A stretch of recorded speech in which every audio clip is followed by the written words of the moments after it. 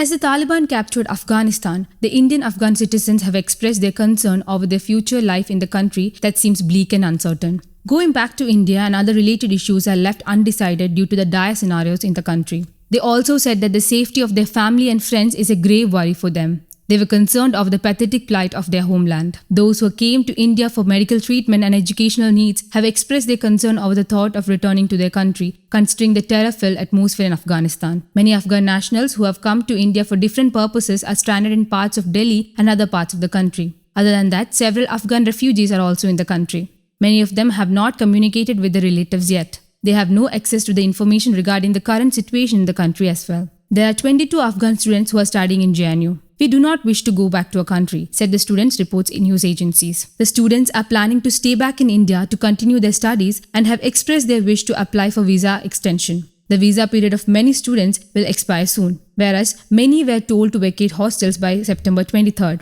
They shared their hope that the officials will allow them to continue their stay in the country considering the acute crisis in their homeland. Meanwhile, many students stated that they are finding it increasingly difficult to meet the education expenses for higher education in India and are forced to give up on their plan to extend their stay in the country. Many Afghan nationals have fled to countries like Tajikistan, Iran and India to protect themselves from getting killed by the Taliban, said a South Delhi resident Javed Garib Nawaz. He added that the present situation in Afghanistan is of dire concern and going back to normal life is a vague dream for the country.